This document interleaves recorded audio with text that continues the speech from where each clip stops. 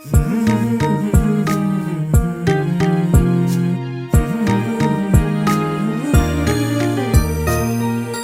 बहुत बहुत स्वागत है आपका दिल का हाल सुने दिलवाला। मैं हूं गौरव और मेरे साथ हैं विवेक। और हम हमेशा ये कहते हैं कि दिल का हाल सुने दिलवाला, mental health and the mentality. हम कोई एक्सपर्ट्स नहीं है, मतलब मेडिकल एक्सपर्ट्स बिल्कुल भी नहीं है, लेकिन हम मेंटल हेल्थ के बारे में बहुत सारी बातें करते हैं। हम चाहते हैं कि जब बात होगी तो बात बनेगी।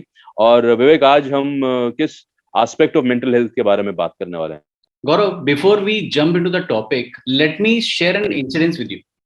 आप तो जानते ऑल हैं कि राइट। मैं कानपुर में पला बड़ा हूँ और रेलवे हम्म। कॉलोनी में रहता था। और रेलवे कॉलोनी में तो आप जानते हैं कि कितने सारे लोग होते हैं आसपास, मतलब हाँ सारे हाँ। घर आसपास होते हैं और बड़ा स्ट्रक्चर्ड सा पैटर्न होता है। वहां पे एक हम्म। फैमिली थी, उस फैमिली में एक लड़की थी। करीबन होगी वो 17-18 साल की। और बड़ी उसके बारे में लोग बातें करते थे पीठ पीछे। और वो इसलिए करते थे क्योंकि उस लड़की के सिम्टम्स ऐसे थे कि वो आधी रात को उठकर जो है वो गाना गाने लगती थी, या कभी वो बैठी रहती तो ऐसा प्रतीत होता था कि मतलब उसके आसपास कोई है। वो ऐसे मतलब ऐसे से बात करती थी किसी से। तुम ये कहना चाहते हो कि आम तौर पे भी लड़कियों के पीठ पीछे बहुत सारी बातें होती हैं, लेकिन लेकिन ये लड़की कुछ ऐसा कर रही थी जो अपने आप में बड़ा मुख्तलिफ, बहुत डिफरेंट नजर आ रहा था। नहीं तो सिंपल लड़कियों के भी, सिंपल इन द सेंस जो एक रेगुलर रूटीन फॉलो करते हैं उनके पीछे भी पीठ पीछे बहुत बातें करते हैं लोग, लेकिन इस ये लड़की कुछ एक अलग डिस्प्ले कर रही थी। करेक्ट। सो जब ये इस तरह की हरकतें करती थी तो लोगों को लगता था, अब देखिए, ये जो घटना मैं बता रहा हूँ ये करीब करीब 25-26 साल पुरानी है, ठीक है। पच्चीस हम्म। छब्बीस साल पहले एक कानपुर जैसे स्मॉल टाउन में, एक रेलवे कॉलोनी जैसी जगह पे, मतलब आप समझ सकते हैं कि लोगों की जिस मेंटेलिटी की हम बात करते हैं वो मेंटेलिटी कैसी होगी। सब लोग उसको हम्म। बोलते थे कि ये पागल है, पागल है, पागल है। और वो लिटरली लोग उसको परेशान करते थे। जब भी वो बाहर निकलती थी तो लोग हम्म। उसको चिढ़ाते थे। मतलब इस तरह से उसके बारे में बैड माउथ पब्लिसिटी थी कि ये लड़की जो है ये पागल है। आज मुझे समझ में आता है कि ये पागलपन नहीं है, ये शायद स्किज़ोफ्रेनिया है। और हम्म। आज का हमारा टॉपिक यही है। हम आज इसी के बारे में बात करेंगे। और बहुत सारी चीजें हैं, I am sure, I don't know, मतलब आपने कभी सुना है, देखा है कुछ ऐसा, कोई कुछ रिलेट कर पा रहे हैं आप? विवेक, स्किज़ोफ्रेनिया, पहली बात तो जो है, जब ये वर्ड आता है तो पहली बात तो लोग इसे प्रोनाउंस नहीं कर पाते, इसकी स्पेलिंग को लेकर कंफ्यूज हो जाते हैं। और ये माना जाता है कि ये क्या चीज क्या है। एक एक मौके पर लोग शायद डिप्रेशन समझ सकते हैं, शायद मैं कह रहा हूँ। और शायद। स्किज़ोफ्रेनिया तो बहुत ही दूर की बात है। करेक्ट। तो मेरे साथ क्या रहा है कि एक व्यक्ति जो था वो मेरे सामने जरूर इस तरह से आया था। वो बैठे बैठे बातें करता था, सिगरेट पीता था, तो एक ही तरफ सिर्फ एक पॉइंट पे देखते देखते पीते पीते हंसने लगता था, तो मुस्कुराने लगता था। But by then I think मैं काफी मतलब टीन्स में भी नहीं था, मैं जवानी की दहलीज पे कदम रख चुका था पूरी तरह से। तो ये समझ में आने लगा था कि कुछ तो ऐसा है जो बहुत नॉर्मल नजर नहीं आ रहा है। नॉर्मल का मतलब है रेगुलर नजर नहीं आ रहा है। मुझे ये नहीं पता कि नॉर्मल क्या होता है, लेकिन बहुत रेगुलर नजर करेक्ट। नहीं आ रहा है। And plus I used to work for an NGO and there I have interacted with some people, जहां पर उन्होंने डिस्प्ले किया है, जब बात की है कि यार हमें पैरानोया स्किज़ोफ्रेनिया जो है वो डायग्नोस हुआ है। बट इसके अलावा मुझे कुछ और नजर नहीं आता है। और ओवरऑल काफी सेंसिटिव एनवायरनमेंट के बीच में मैं रहा हूँ as far as schizophrenia and the mental health is concern. तो हम्म। ये टर्म नहीं आया सामने कि पागल है, पागल है। लेकिन हाँ, जब भी कोई एक नॉट सो रेगुलर बिहेवियर दिखाता है, जैसे मैंने एक लड़के का बताया, वो सिगरेट पीता था और पीते हंसने लगता था और उधारी भी कर जाता था, समझ नहीं पाते थे वो क्या कर रहा है। कभी कभी एक एक आके सीधा पूरा उधार चुका दिया करता था। So we could see that he is getting some very regular days and some absolutely not regular days in terms of his behaviour. तो ये जरूर मैंने देखा है। एक बड़ी I would say not so pleasant सी बात यह है कि जब किसी को सिजोफ्रेनिया होता है या इस तरह की जो परेशानी होती है, तो वो जो व्यक्ति है, सिर्फ वो व्यक्ति परेशान नहीं होता, उसके साथ में जो पूरी फैमिली होती है वो पूरी फैमिली परेशान होती है। बिकॉज पहली चीज तो सामाजिक दबाव कितना सारा रहता है, कितना सारा तनाव रहता है इस चीज को लेकर। प्लस उनके करियर, उनकी शादी और फ्यूचर को लेकर बहुत सारी जद्दोजहद होती है। So I think. I am sorry, I am cutting you in between. जी। पहली बात तो ये है कि it is very difficult for individuals like us just looking at the behaviour कि वो स्किज़ोफ्रेनिया है या नहीं है। बट बहुत कुछ पढ़ने के बाद हम कहते हैं कि शायद वो एक स्किज़ोफ्रेनिक बिहेवियर रहा होगा। मैरिज की बात की तो I have come across people जिनको डिवोर्स मिल गया, मतलब उनके स्पाउसेस ने छोड़ दिया ऑन द ग्राउंड्स कि भाई इन्हें पैरानोया स्किज़ोफ्रेनिया है। It has been diagnosed. और अपेरेंटली मुझे लॉ के बारे में तो नहीं पता, बट ऐसा लगता है कि शायद इसकी वजह से जो है you can get divorce to the spouse जो who is suffering through schizophrenia, kind of a mental illness to be precise।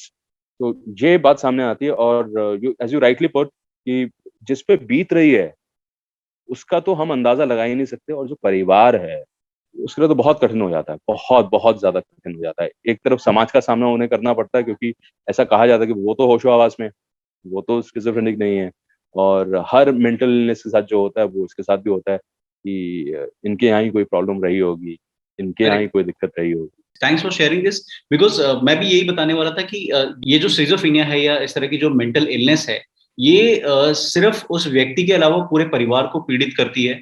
And जैसा कि आपने बड़ा अच्छा सा एग्जांपल दिया, और ये सिर्फ उस व्यक्ति के साथ नहीं, मैंने भी एक्चुअली अब मैं रिलेट कर पा रहा हूँ कि मैंने भी कुछ सारे केसेस देखे हैं जहां पे on the grounds of schizophrenia people have got divorce. पता नहीं, मतलब मुझे समझ में नहीं आता है कि ऐसा क्यों होता है। बिकॉज एक तरफ जहाँ पे हम बात करते हैं अगर कैंसर की, या अगर हम किसी बड़ी और बीमारी की बात करते हैं, बड़ी आई मीन बीमारियां सारी बड़ी होती हैं और सारी इम्पैक्ट करती हैं ह्यूमन लाइफ्स को, लेकिन एक तरफ वो बीमारियां हैं जहाँ पे लोगों को मॉरल सपोर्ट मिलता है, सिंपैथी मिलती है, और सोशियो इकोनॉमिक सपोर्ट भी मिलता है कई बार। Why mental health has not been considered that way? I think ये जो चीज है ना, ये कहीं ना कहीं हमको इसके बारे में अवेयरनेस क्रिएट करनी चाहिए और हमें इसके बारे में बात करनी चाहिए। आज इनफैक्ट अभी जो शो से पहले मेरी जो आज गेस्ट है उनसे थोड़ी बहुत बात हो रही थी, तो he was sharing about it कि in fact in covid times also the second most risky group after elderly is schizophrenic. लेकिन उनके लिए जो है कहीं पे भी, एंड जानते हुए भी उन्होंने भी कई सारे चिट्ठियां लिखी हैं लोगों को, लेकिन उसके बावजूद जो है उनको प्रायोरिटीज नहीं दी गई हैं। सो आई डोंट नो, मतलब शायद हमें थोड़ा स्ट्रक्चर करना पड़ेगा इन चीजों को कि हमें क्या करना चाहिए। See when we look at the pandemic, तो ये सामने आएगा। स्किज़ोफ्रेनिया तो जाहिर सी बात है प्रायोरिटी लिस्ट में नहीं रहा होगा उस तरह से। We have gone through a stage जहां पर ऑक्सीजन सिलेंडर्स अवेलेबल नहीं है, बेड्स अवेलेबल नहीं है। In case of a national emergency kind of a state, ठीक है ना, वहां पर इस पॉइंट को लेकर आना मुझे लगता है बेहद जरूरी है, क्योंकि ये एकदम मिस ही हो जाएगा फिर, ये कभी सामने ही नहीं आएगा। I think this is the right time जहां पे हम जितने एलिमेंट्स हैं उन सबको प्रायोरिटाइज कर सके, स्ट्रक्चर कर सके कि हाँ साहब ये भी एक कैटेगरी है, इसको भी स्पेशल अटेंशन की जरूरत है। नॉट भाई जिसको कोविड हुआ है, जो गरीब है, जो कोमॉर्बिडिटीज हैं, जिसको, वहां तो बात सही है, but I think mental health से रिलेटेड जो बातें हैं वो शायद उसी तरह से प्रायोरिटाइज होनी चाहिए जैसा एक regular, so called regular patient के साथ होता है। आई थिंक हमारे लास्ट एपिसोड में हमने बात भी करी थी कि depression during the pandemic, during the Covid times, तो वहां पर भी ये बात उठकर आई थी कि इसको और स्ट्रक्चर करने की जरूरत है। और आई थिंक एक ऐसी कैटेगरी होनी चाहिए जहां पर इन्हें भी हेल्प किया जा सके। करेक्ट। अच्छा, एक बड़ी दिलचस्प सी बात यह है कि जब हम सुनते हैं सिजोफ्रेनिया, नो लाइक शायद ऐसा मीडिया में ऐसा दिखाया गया है, फिल्मों में ऐसा दिखाया गया है, सिजोफ्रेनिक मतलब पागल, एंड ऐसा दिखाया गया कि मतलब कोई भी जो सिजोफ्रेनिक है वो ऐसा ही बिहेव करता है। एक चीज मैं बोलना चाहता हूँ, जी। हमने कई बार फोकस किया इस वर्ड पागल के ऊपर, हाँ। लेकिन मुझे लगता है कि शायद समाज के पास भी कोई और एक्सप्रेशन नहीं है, वो क्या कहे। अभी हर एक के लिए शायद कठिन होगा बोलना कि उसका मानसिक संतुलन जो है वो काबू में नहीं है, या he has got a mental condition. तो मुझे लगता है कि शायद समाज के पास एक एक्सप्रेशन है पागल, ठीक है ना, which is often used in a very insensitive manner, perhaps why, perhaps for sure, actually वो इसी तरह से यूज करते हैं। तो पागल एक्सप्रेशन के साथ अगर थोड़ी सेंसिटिविटी आ जाए ना, तो मुझे लगता है कि इस लफ्ज के जो माने हैं वो सही तौर पे समझ में आए। बिल्कुल। सो आज हमारे साथ हैं डॉक्टर सौमित्रा पठारे।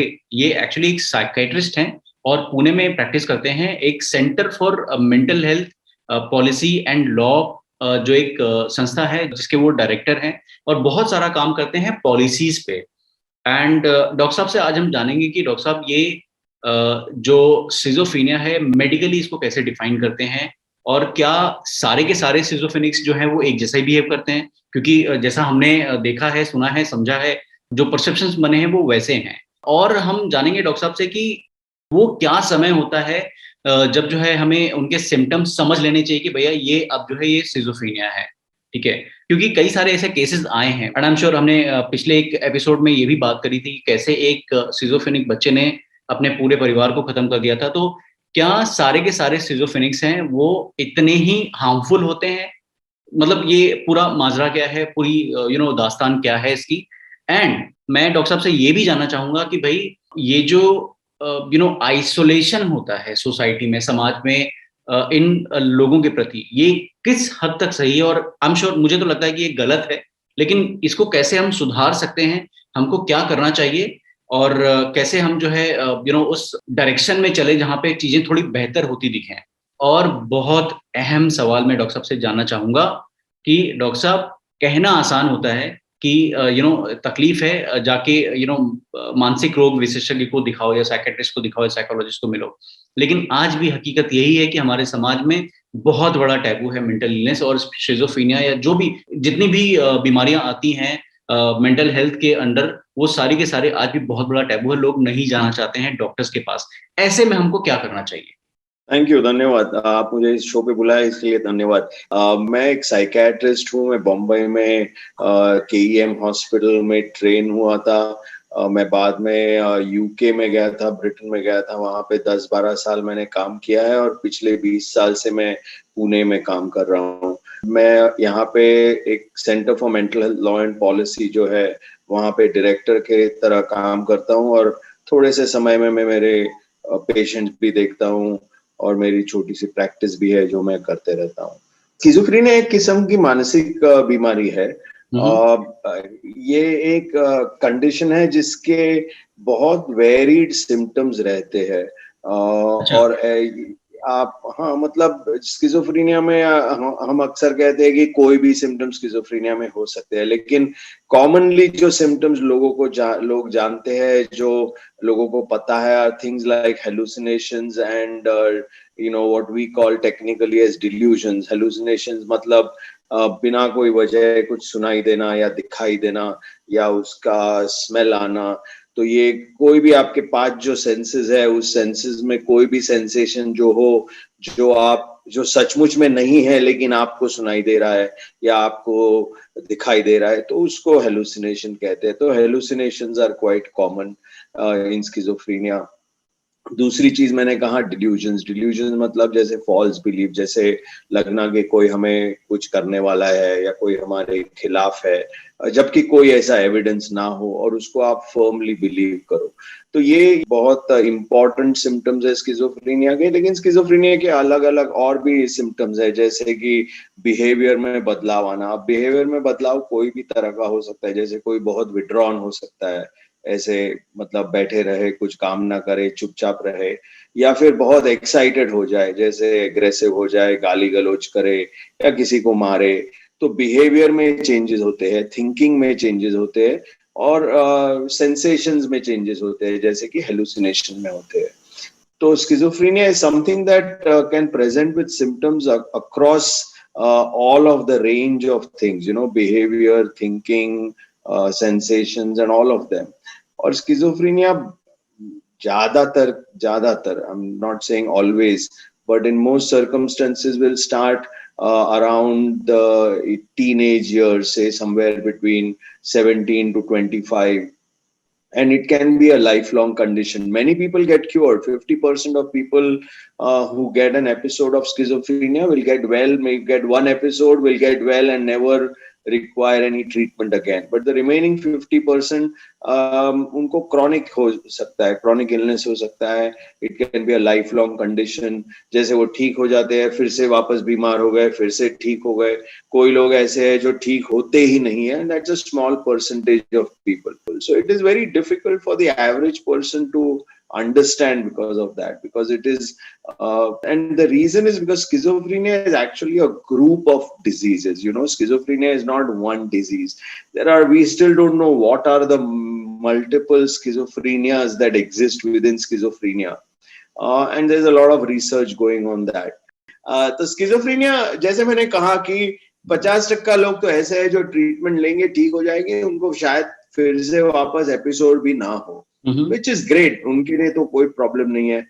बचे 50% में से मे बी अनदर हाफ और इवन मोर ऑफ देम, उनको एपिसोड्स होते रहेंगे, लेकिन वो दवाई करेंगे, इलाज करेंगे और ठीक हो जाएंगे.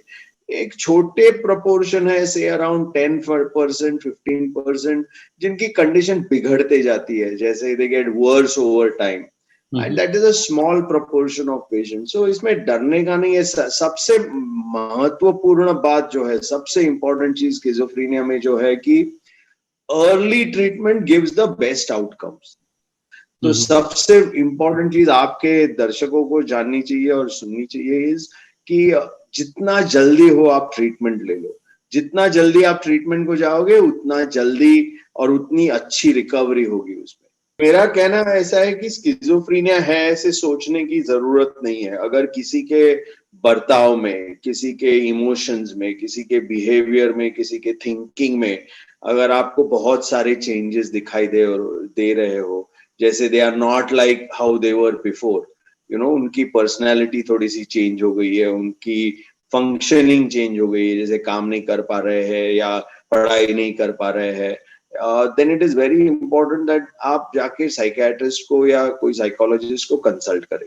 डायग्नोसिस करना आपकी चिंता नहीं है. आपको जो बर्ताव में फर्क दिखता है, बस आप जाके कंसल्ट करिए. Let the specialist look through it and make a diagnosis. I think it's a very risky thing to say I will try and diagnose it and then go for help.